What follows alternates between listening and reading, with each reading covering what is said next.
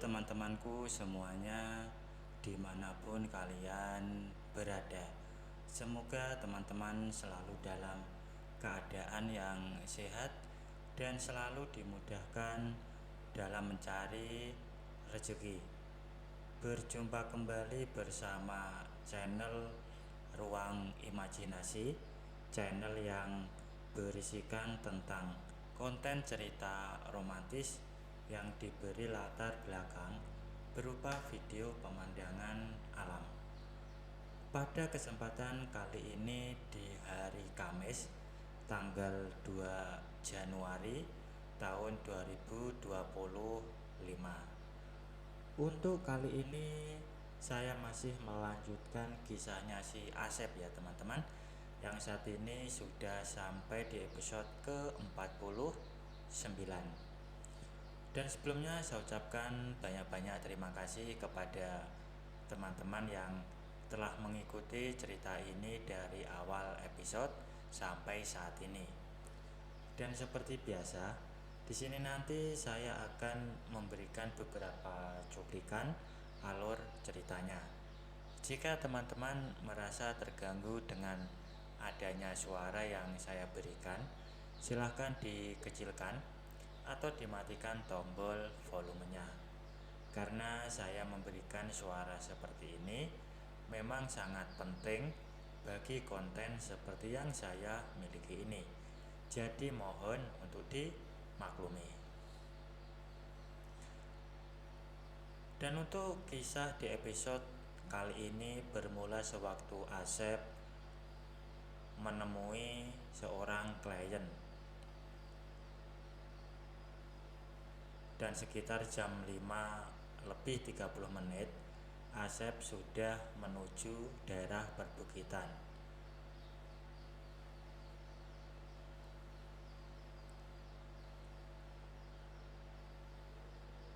Seperti biasanya di hari-hari weekend memang selalu macet. Dan untungnya sebelum jam 7 Asep sudah memasuki komplek villa yang semuanya terbuat dari kayu berbentuk tradisional Sunda. Ternyata villa yang harus dikunjungi berada di paling ujung. Di depan villa itu terparkir sebuah sedan sport berwarna merah. Sehingga Asep sudah bisa membayangkan level wanita itu. Karena kalau dari kelas menengah ke bawah hampir mustahil punya sedan semahal itu.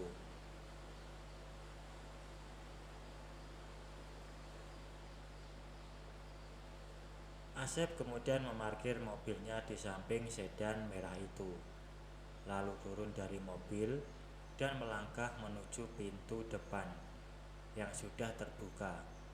Dan seorang wanita cantik berperawakan tinggi berdiri di ambang pintu yang terbuka itu. Dan wanita itu bernama Yvonne, yang usianya ditaksir Asep sekitar 35 tahun ke bawah. Kemudian Bu Yvonne pun mengajak Asep untuk duduk di kursi panjang yang terbuat dari kayu jati. Memang kurang nyaman didudukinya karena Asep sudah terbiasa duduk di sofa empuk. Tapi demi kesenangan klien, Asep harus melupakan ketidaknyamanan tersebut.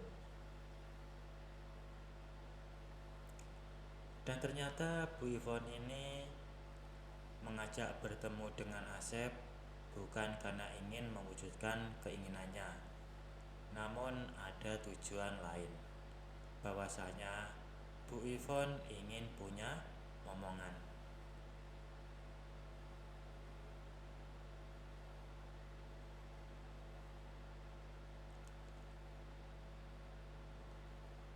Kemudian setelah ngobrol beberapa saat, akhirnya Bu Yvonne pun mengajak Asep untuk masuk ke dalam. Kemudian Asep mengikuti langkah wanita itu ke dalam kamar villa kayu tradisional itu. Rupanya di dalam kamar ada tungku penghangat tradisional yang mengandalkan kayu bakar.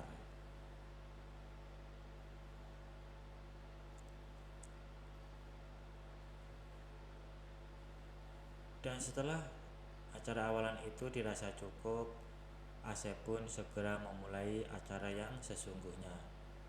Memang inilah dunianya.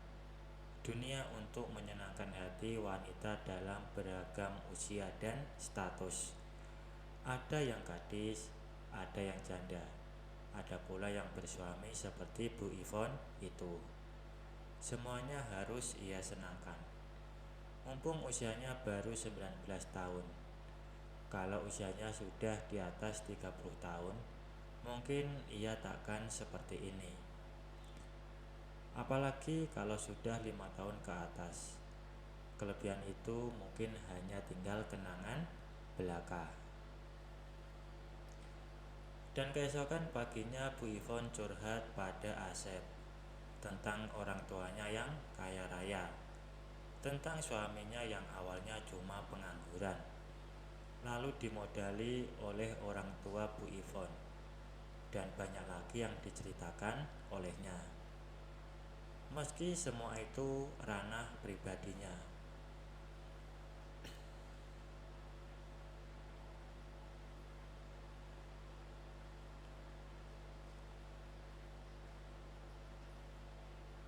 Dan setelah itu Asep diberi imbalan dengan setumpuk uang dolar Amerika. Meski ia tidak terlalu gembira, ia memang mengucapkan terima kasih berkali-kali. Padahal hatinya biasa-biasa saja. Karena setumpuk dolar itu bukan sesuatu yang luar biasa bagi Asep kini.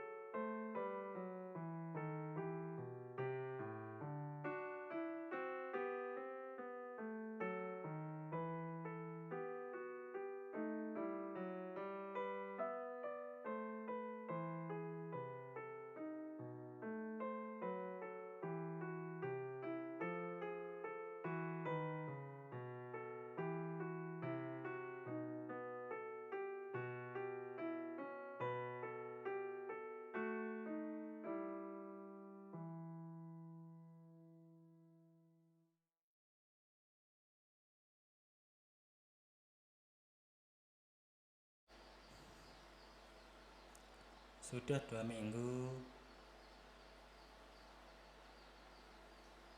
Mama Ida dan kedua putrinya tinggal di rumah barunya. Tapi Asep belum pernah menengok mereka.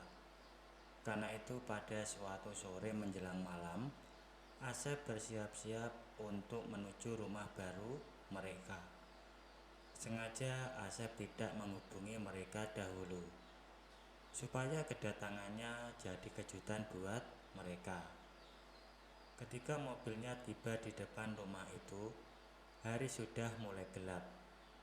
Lalu Asep masuk ke pekarangan depan sambil melongok-longok ke dalam. Tirai jendela kaca belum ditutupkan, berarti mereka belum pada tidur. Lalu Asep melangkah ke pintu depan. Ia melihat Mama Ida sedang nonton TV di ruang keluarga. Anggraini dan Mayang mungkin ada di kamarnya masing-masing. Perlahan Asep membuka pintu depan yang ternyata belum dikunci. Lalu berjalan mengendap-endap ke arah Mama Ida yang sedang asik nonton televisi. Karena kalah oleh suara TV, Mama Ida tidak sadar bahwa Asep sudah berada di sampingnya. Tentu saja ia kaget ketika Asep tiba-tiba duduk di samping kanannya. Kemudian Asep pun bertanya kepada Mama Ida, kemana perginya Eni dan Mayang? Dan Mama Ida pun menjawab, mereka baru saja berangkat ke mall karena ada sesuatu yang harus dibeli. Mendengar ucapan Mama Ida tersebut, Asep langsung berdiri untuk mengunci pintu depan dan menutup tirainya sekalian. Lalu kembali lagi ke sofa yang ia duduki oleh Mama Ida dan duduk di samping kanannya lagi.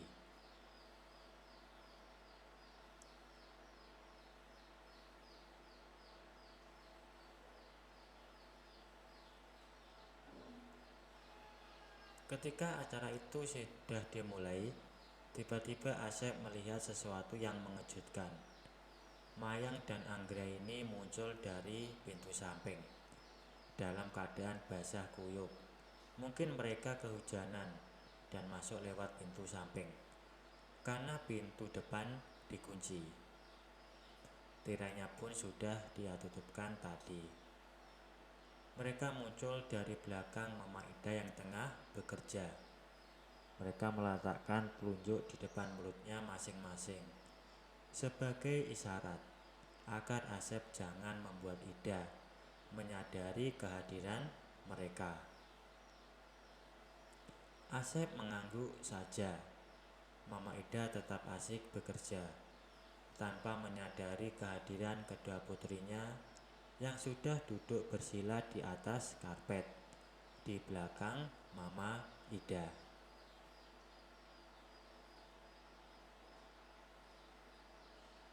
Memang itu kejadian pertama. Kejadian Mama Ida melakukan dengan Asep disaksikan oleh kedua putrinya. Mama Ida selalu menolak kalau ia ajak bersama dengan Anggraini. Alasannya Mama Ida tidak suka ada orang ketiga yang menyaksikannya, meski orang ketiga itu putrinya sendiri. Tapi kali ini bahkan disaksikan oleh orang ketiga dan keempat. Kemudian setelah Buddha selesai, akhirnya Asep menyenangkan kedua putrinya Mama Ida tersebut. Malam itu merupakan malam paling berkesan bagi Asep, karena sepanjang malam ia menyenangkan hati Mama Ida dan kedua putrinya.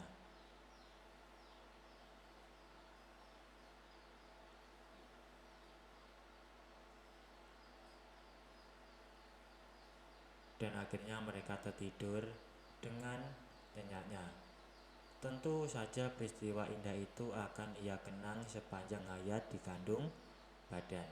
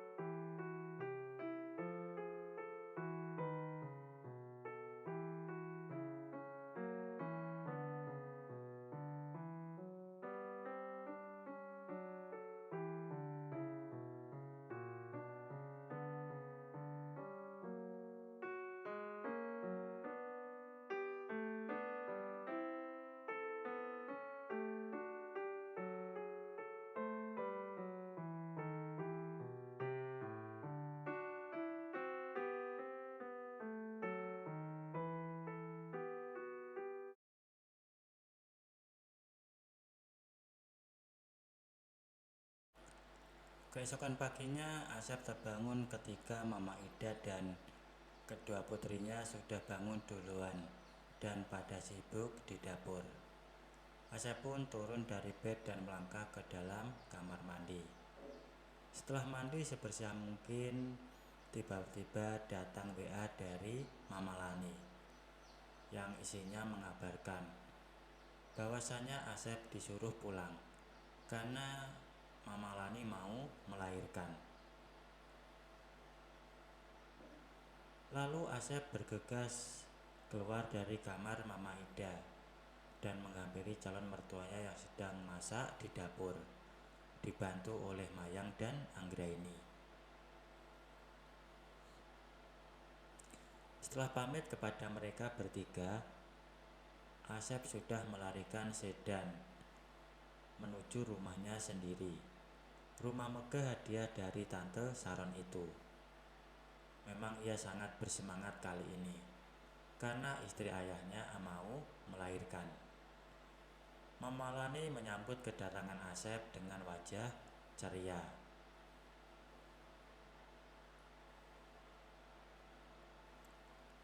Kemudian setelah barang-barang yang akan dibawa dimasukkan ke dalam mobil,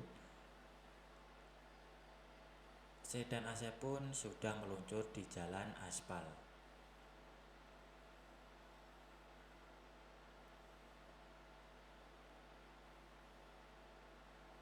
Menuju rumah sakit bersalin yang paling ngetop di kota tersebut.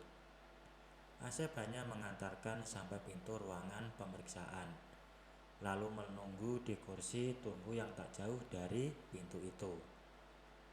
Beberapa saat kemudian Asep mendapat penjelasan dari seorang perawat bahwa Mama Lani langsung dibawa ke ruang bersalin yang letaknya berdampingan dengan ruang pemeriksaan. Pada saat itulah Asep mendadak jadi serius, berdoa sebisanya. Semoga Tuhan menyelamatkan Mama Lani dan bayi yang akan lahir ke dunia ini.